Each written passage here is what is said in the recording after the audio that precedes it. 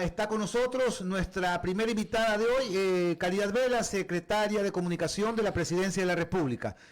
Caridad, un gusto tenerte en los micrófonos de Radio Centro 101.3 para Guayas y Santa Elena.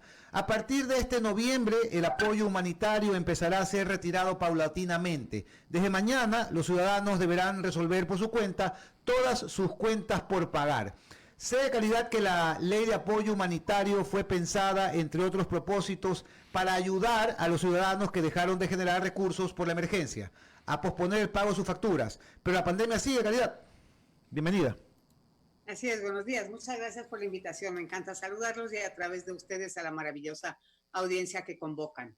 La pandemia continúa, no la hemos superado. De hecho, todavía estamos enfrentando una situación que requiere de muchísima atención y muchísima precaución por parte de la ciudadanía. Sin embargo, sí, lo que permitía el estado de excepción era emitir este tipo de medidas con un plazo definido.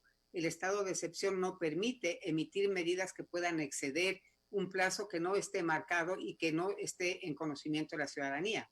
Y como ya no se le permitió al gobierno incurrir en un nuevo estado de excepción, pues hay que respetar lo que se propuso en la ley humanitaria en este sentido. Y pues hasta mañana están vigente la suspensión de los servicios básicos por falta de pago, también la imposibilidad de desahuciar a los arrendatarios de bienes inmuebles que tuvieron problemas en su economía y que por eso no pudieron pagar los arriendos a tiempo. La posibilidad de reprogramar el cobro de las cuotas mensuales generadas por cualquier tipo de obligación crediticia también vence mañana, de tal manera que si es que hay algún pendiente en ese sentido, la ciudadanía debe aprovechar el día de hoy para solventar esos problemas. Y pues recordándoles que en ese sentido, en cualquier reprogramación de deuda, está prohibido generar intereses de mora sobre el capital de los valores que están diferidos. Todavía se mantienen algunas medidas que estarán vigentes durante un año. Por ejemplo, entre ellas, está prohibido el incremento de tarifas de servicios básicos, incluyendo los servicios de telecomunicaciones e Internet. Esto es muy importante saberlo. Y hasta diciembre de este año se mantiene, por un lado, el control de precios de los productos básicos de la canasta familiar y paralelamente se están realizando gestiones a nivel de las gobernaciones en todo el país para evitar la especulación de estos productos. Recordarles también que la banca privada, si es que otorgan hasta diciembre del 2020 créditos de tipo comercial ordinario, productivo o microcréditos que sean superiores a $25,000 y que cuyo plazo sea mínimo de 48 meses, los bancos privados tienen la posibilidad de deducirse de su pago de impuesto a la renta el 50% de la rentabilidad generada por estos intereses recibidos en relación a estos préstamos. También pues la ley la parte de la ley que apoya al turismo nacional, que incluye que los gastos que se destinen a visitar destinos turísticos dentro del país se aplicarán como gastos deducibles de su declaración de impuesto a la renta correspondiente al año 2020 y también al 2021. Ese más o menos es el esquema que estamos enfrentando ahora, que algunos de los términos establecidos en la ley humanitaria empiezan a vencerse, a pesar de que, como usted con la boca repleta de razón ha dicho, la pandemia no se ha superado todavía. Caridad, puedo entender que las cifras oficiales hayan empezado a mejorar o que la banca tiene sus derechos, pero en la realidad es que los ciudadanos de a pie aún no logran recuperarse. ¿No debería el gobierno extender los plazos? No quiero imaginar las consecuencias que podría derivarse de una ola de cortes del servicio de agua potable o energía eléctrica, o la cantidad de bienes o negocios que podrían ser embargados por falta de pago. Estoy de acuerdo con usted, no solamente los ciudadanos de a pie, yo creo que los de autos también. Todos enfrentamos 4 meses de una absoluta paralización de nuestra actividad económica. Todos estuvimos en una situación de confinamiento que nos impidió generar el dinero necesario para solventar nuestros pagos básicos. Y en ese sentido, pues recién estamos empezando a sacar un poquito la cara sobre el nivel del agua, estamos empezando a respirar y habrá que enfrentar situaciones complicadas. Anticipándose a eso, el gobierno hace aproximadamente un par de meses lo que hizo fue una relación del incremento de costos de energía eléctrica, por ejemplo, entre otro tipo de servicios, pero el de energía eléctrica era muy fácil tomarlo como base para analizar en cuánto se incrementó el uso de la energía eléctrica en los hogares durante los 4 meses de confinamiento comparándolo con el consumo de los mismos 4 meses del año anterior. Y en ese sentido lo que hizo es asumir el costo de ese incremento. El gobierno asumió el costo de ese incremento para una franja de los usuarios, entendiendo que muchos de ellos, gracias también a la ley humanitaria, vieron modificadas sus contrataciones laborales, en algunos sentidos con una reducción del horario, lo cual implicaba también reducción de ingresos. En otro, no solamente reducción de horario, sino que se les forzó a tomar vacaciones o algunas alternativas que podían aplicarse para efectos de salvaguardar los empleos, pero que en algún sentido sí perjudicaban el nivel de ingresos a los que los ciudadanos estaban acostumbrados. Habrá que analizar cuál es la situación, porque es imposible pretender que en un país como el nuestro y en pleno siglo XXI empecemos ahora con cortes de servicios básicos cuando lo que más necesitamos es que eso fluya y funcione de la mejor manera posible. Caridad, qué gusto verte a los tiempos. Una de las cosas que ha ayudado a la economía de los ciudadanos fue el congelamiento de las tarifas eléctricas en algo así como 10.5 centavos el kilovatio.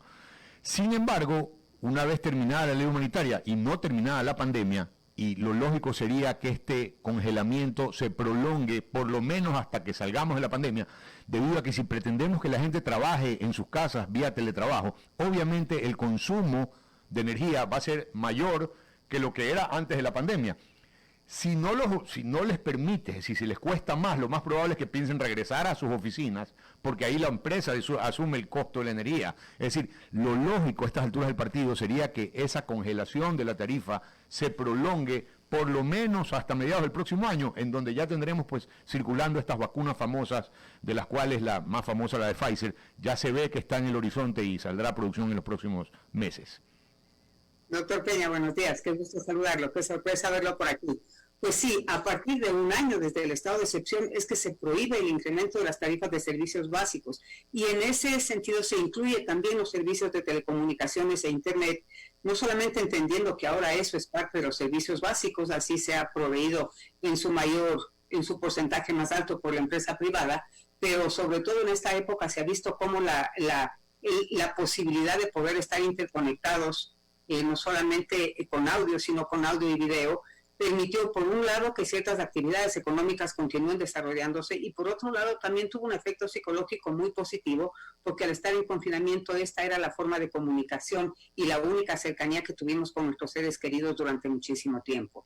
Eso está vigente por un año a partir del primer decreto del estado de excepción, lo cual nos lleva no hasta probablemente muy cerca de la mitad del primer semestre del próximo año. Y de todas formas, ese es un tema que hay que seguirlo evaluando porque hay que analizar también la contraparte. Los proveedores de estos servicios necesitan de ese dinero para poder seguir proveyendo servicios de calidad y la calidad es algo que hay que garantizar.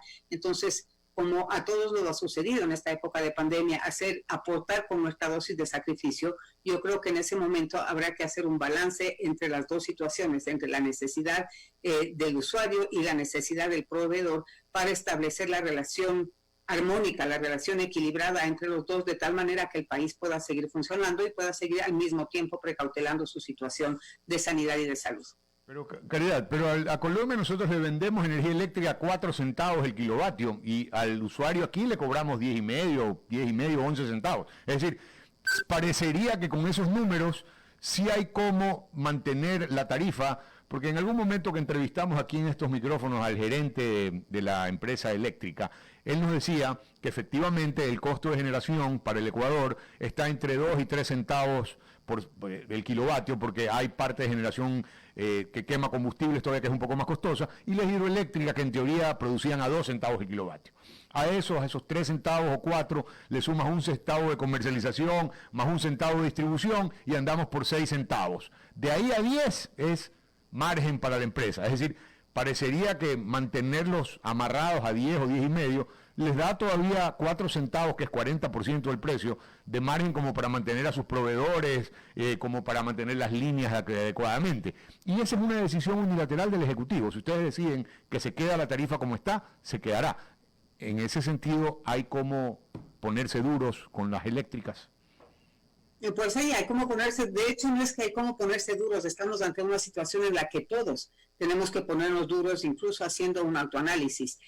Yo pienso que el porcentaje que en este momento usted menciona, que es lo que le queda a las eléctricas, es parte de lo que se destina a nuevas inversiones, es parte de lo que se destina también a gasto corriente, hay que decirlo, hay muchísima gente que está trabajando en estas empresas y también es dinero que seguramente ha sido utilizado para solventar este periodo de no cobro, de no corte de servicio, de que no haya una forma de presionar a que los usuarios estén al día en sus pagos.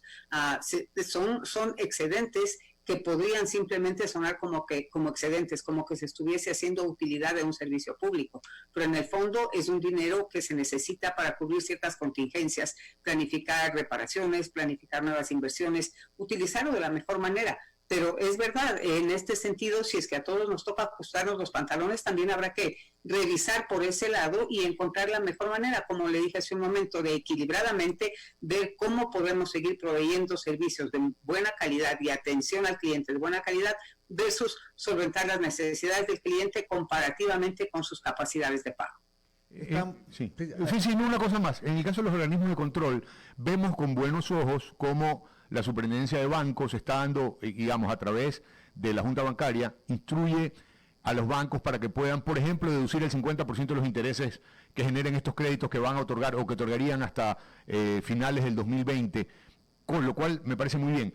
La Superintendencia de Compañías podría hacer lo propio en cuanto a la presentación de balances de las compañías, en cuanto a los pagos que las compañías tienen que hacerle a la Superintendencia de Compañías, para de esa manera darles respiro también. ¿Es posible? No solamente posible, sino que lo veo muy factible. No en cuanto a la presentación de balances. La presentación de balances tiene una fecha con la que se tiene que cumplir. El año se cierra el 31 de diciembre con pandemia o sin pandemia, y a ese día las cifras de las empresas son absolutamente transparentes. Tenemos de plazo hasta el mes de marzo para la presentación de esos balances y esos estados financieros, simplemente porque se requiere de un tiempo para cerrar y ejecutar y verificar que todo a nivel interno administrativo de las empresas esté al día. De ahí al pago de los impuestos, pues habrá que analizar cuál es la capacidad de pago en la que verdaderamente se encuentran estas empresas, no solamente en el tema de impuesto a la renta, sino en todas las tasas y servicios que deben pagar paralelamente a eso, incluso algunos de ellos municipales, porque volviendo al tema, estamos en un círculo vicioso que debemos descubrir cómo desentramparlo, porque nosotros a nivel de gobierno podríamos decir un año de gracia para el pago de todo tipo de impuestos y de tasas. Sería muy bien recibido, ¿no es cierto? Pero ¿qué sucede con el Estado durante ese año de gracia en el que no recibe ingresos? Entonces, todo en este momento se fundamenta en tomar decisiones que reflejen la búsqueda de un equilibrio donde no afectamos a nadie, donde todos nos beneficiamos, tal vez no al 100% como quisiéramos, pero donde todos podemos tener un beneficio de tal manera que la rueda esta que pone a girar el engranaje que mueve el país no se detenga. Lo fundamental en este sentido, primero, es precautelar la vida y la salud de los ecuatorianos, y paralelamente a eso es mantener las plazas de empleo, porque mientras que hay empleo va a haber generación de movimiento comercial, va a haber actividad económica y vamos a poder seguir alimentando tanto los hogares cuanto la caja fiscal, porque los dos tenemos gastos que hacer. Entonces es en búsqueda de ese equilibrio que las decisiones deben ser tomadas de una manera muy responsable para que no haya un desbalance hacia ni un lado ni al otro. En ese sentido, el gobierno también habló mucho de estos créditos de tasa baja, de plazo largo y de alrededor de 500 o 600 millones de dólares que iban a salir a través de la Corporación Financiera o del Banco del Pacífico, pero eso no pasó. Es decir, a duras penas creo que llegamos a 50 millones de créditos otorgados y los otros 450 o 500 millones todavía no han podido ser implementados. ¿Qué pasó? Usted se refiere al crédito Reactívate Ecuador, que Sí, se señor. estaba canalizando a través del Banco del Pacífico con una tasa muy baja y un plazo bastante cómodo. Sí habían ciertos requisitos que debían cumplir las empresas. Por ejemplo, ese crédito no estaba disponible para capital semilla, estaba disponible para empresas que ya habían arrancado y que tenían una proyección que podía ser interesante aportar, porque como todo banco, considéreselo estatal o privado, de cualquier manera utiliza fondos privados y debe precautelar el dinero de sus depositantes y por eso ser muy responsable en el análisis de riesgo. En la primera etapa del Reactívate Ecuador se colocaron 182 millones de dólares. Ahora estamos por empezar en un par de semanas más la segunda etapa de ese crédito donde va a haber un fondeo adicional de aproximadamente 300 millones. Nos quedamos cortos en lo que se pudo hacer en la primera etapa para continuar reactivando la economía. Ahora, lo que sí debe quedar muy claro es que las empresas que necesitan dinero acuden legítimamente a solicitar este crédito, pero la necesidad de dinero no es lo que aprueba un crédito, es la necesidad de dinero y la capacidad de repago de ese compromiso lo que permite que ese crédito sea aprobado. Muchísimas veces nos hemos visto todos nosotros en la, digamos, en la posibilidad de comprar un vehículo, y cuando decimos, ok, yo le puedo dar el 10% de cuota de entrada y financiame el 90%, el proveedor le dice, no, me tiene que dar el 30%. Y si no me da el 30%, pues no hay crédito. Eso es un poco el mecanismo que sucede también en los bancos. No solamente se trata desde que del un lado de la ecuación hay una necesidad, sino que el otro lado de la ecuación que debe ser complementado es que esa necesidad esté respaldada por una actual y real capacidad de repago del compromiso que se está adquiriendo. Y es ahí donde hay un poco de frustración en la ciudadanía, Eduardo, porque las necesidades que hemos tenido en estos meses han sido sumamente grandes. Hemos llegado a una situación de prácticamente desesperación por la falta de recursos y sobre todo por la incertidumbre de no saber qué sucede mañana. Pero la banca está llamada a actuar en ese sentido y con esa responsabilidad, y eso es algo que tenemos que enfrentar. Estamos conversando con Caridad Vela, secretaria de Comunicación de la Presidencia de la República. El Fondo Monetario Internacional no va a desembolsar $2.000 millones más mientras en el Ecuador no se apruebe una ley anticorrupción. La pregunta es, Caridad, ¿cree que nuestros asambleístas están apurando la aprobación de esa ley o están pensando más bien en el juicio a Martínez, al exministro Martínez? Están pensando en el juicio de María Paula Romo, en el juicio a Martínez, en el juicio que tienen anunciado a Juan Carlos Ceballos, es decir, están buscando cómo volarse las cabezas más importantes que tiene el gobierno dentro de su gestión. Pero lo que deben tener en mente es que lo que ha hecho el país en relación a conseguir, pues a renegociar deuda, a enfrentar sus compromisos con las entidades financieras internacionales y actuar con absoluta transparencia, requiere de esta guinda en el pastel, Juan Javier.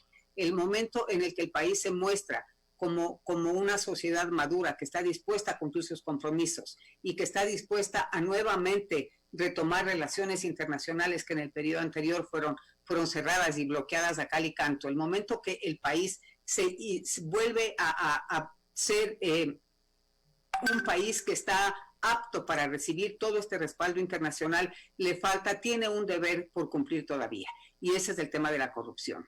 Todas las otras cosas administrativas, económicas dentro del país se han ido alineando en relación al norte que estamos buscando, a ese futuro que estamos buscando. Tanto así que pues ya hemos recibido 2.000 millones del fondo, estamos por recibir 2.000 millones más, $500 mil del Banco Mundial, 500 millones de dólares del Banco Mundial, y todo esto hasta fin de año. Sin embargo, lo que estos organismos internacionales exigen de nosotros es que cumplamos con la última parte del deber. Lo que más nos ha afectado en imagen como país y como sociedad en estos últimos años han sido unos sonadísimos procesos y estas artimañas corruptas que nos han hecho quedar muy mal como país y sobre todo nos han hecho perder muchísimo dinero que bien hubiese servido para otras cosas. De tal manera que yo no veo mal que el Fondo Monetario diga, ok, hagan la última parte del deber. Nosotros estamos abiertos, les hemos dado ya muchísimo dinero, queremos seguirles prestando, pero ustedes y toda la sociedad, empezando por la Asamblea Nacional, que es el ente llamado a poner en práctica y en vigencia esas leyes, todos tienen que alinearse en un proceso de lucha contra la corrupción. Y para ello requerimos la ley anticorrupción y la ley de extinción de dominio. Si la Asamblea no ve ese norte claro, pues sería una enorme decepción para todo el país ver que las posibilidades enormes de reactivación que tenemos en este momento se ven truncadas porque hay personas a quienes no les interesa que tengamos estas dos leyes que son fundamentales. A propósito del exministro Martínez, Caridad, mañana el BID tratará de designar a sus 3 vicepresidentes. Uno de ellos podría ser precisamente el economista Martínez. Asumo que el gobierno ve con beneplácito su posible designación. Absolutamente, el gobierno lo ve con beneplácito y debo en este sentido también hablar a título personal, a título propio. Yo lo veo como un gran logro, no solamente de una persona, de un economista que tantas cosas acertadas, que tantas decisiones acertadas pudo ejecutar mientras pasó por el servicio público, sino que también veo que es una gran oportunidad para el país en el sentido de tener un ecuatoriano que tiene conocimiento de nuestra realidad en una posición tan alta dentro de una institución financiera, de la importancia que tiene aquella que él estaría ocupando.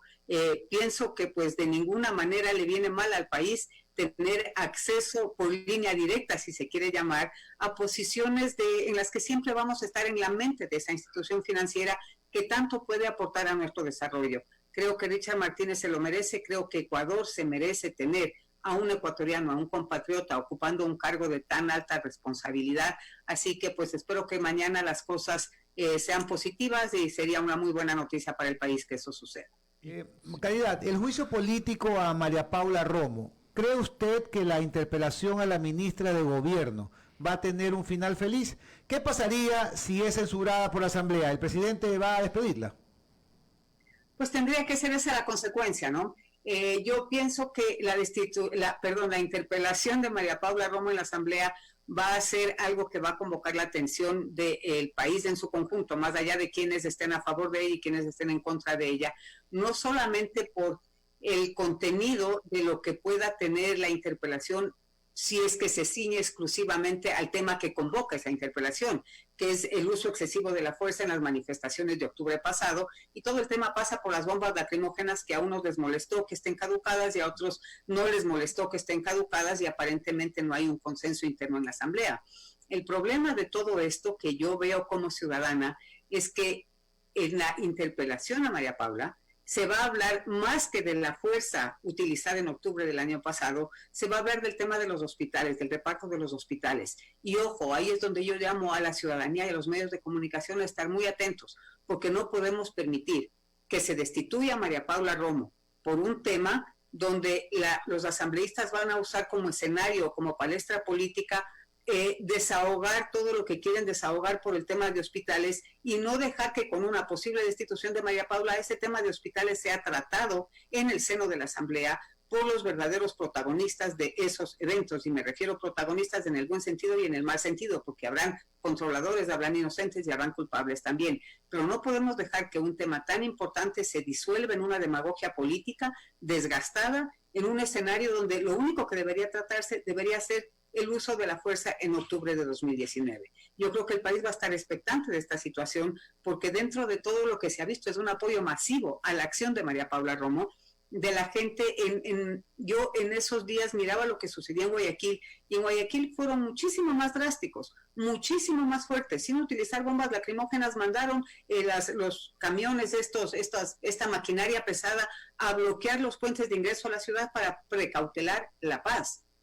Eso se debe haber hecho en todo el país, porque no podemos permitir por ningún tipo de discrepancia que esa sea la forma de manifestar o de expresar desacuerdos con las decisiones del gobierno, cualquiera que este sea. Yo no estaba en el gobierno en ese momento, y en una de esas noches no pude regresar a mi casa por las manifestaciones de esta banda de gente violenta que existían. Para cambiar las decisiones que se toman a nivel de gobierno se necesita ganar elecciones, señores, no lanzar piedras. Caridad, no estamos de acuerdo en que esa represión en el mes de octubre fue en Quito, yo creo que hasta insuficiente, porque finalmente la Contraloría terminó quemada. Es decir, los actos vandálicos fueron mucho más allá de lo que la represión policial pudo significar. De ahí que en ese tema estamos de acuerdo con que María Paula hizo el mejor trabajo que podía, igual que la policía. Y si las cosas no se fueron más allá, fue porque hubo el nivel de represión necesario para que no sigan quemando pues, otros edificios públicos o canales de televisión, que también eran la intención de los manifestantes, que por cierto no han sido procesados por la justicia de manera milagrosa. Esa es la primera pregunta.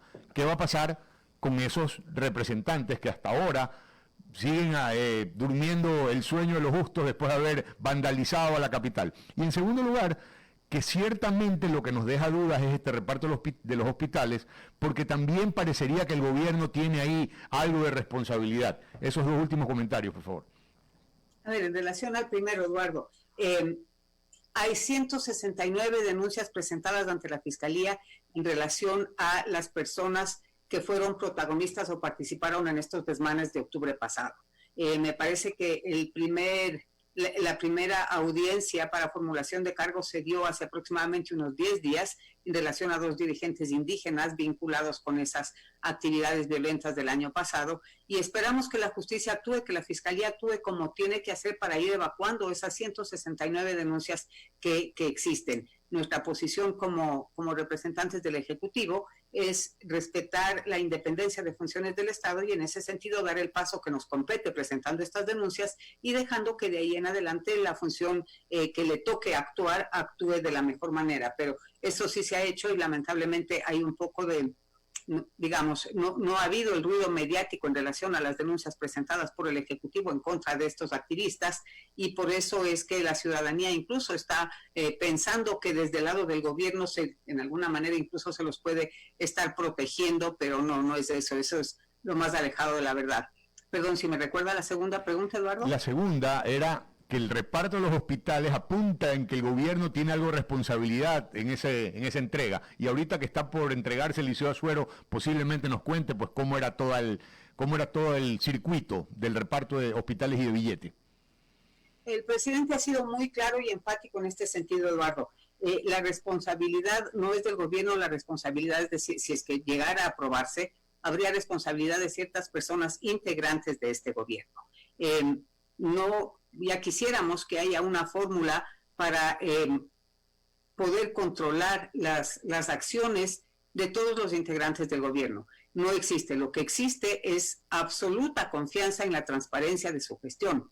Pero si más allá de esa confianza que ha entregado el presidente a todos los funcionarios que han sido designados para trabajar con él durante este periodo, hay algunos que han incurrido en actos de corrupción o en acciones que no son transparentes o que no son las aceptadas, no solamente por las leyes, sino por los códigos morales y éticos que nos rigen a todos en nuestro diario accionar, pues ellos deben ser sancionados, en ellos debe caer todo el peso de la ley. Lo que se debe permitir es que tanto la Asamblea Nacional como la Fiscalía, como la Judicatura, como la Corte Constitucional determinen en cada momento un proceso legal para llevar a cabo estas investigaciones y, como ha dicho el presidente Moreno, que caiga quien caiga. Él no está para proteger a nadie, más allá de que sea una persona del anterior gobierno, de la década pasada, del siglo pasado o del actual gobierno. Si es que se llega a aprobar un acto de corrupción, el culpable de ese acto de corrupción debe ser sancionado.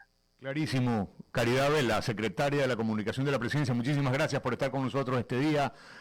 Ha sido un gusto verte también en los tiempos. Vamos a ir a un corte comercial y luego venimos con nuestra siguiente invitada, a la abogada Gabriela Uquillas. Gracias, Caridad. Buenos días. Un abrazo a los dos. Muchísimas gracias.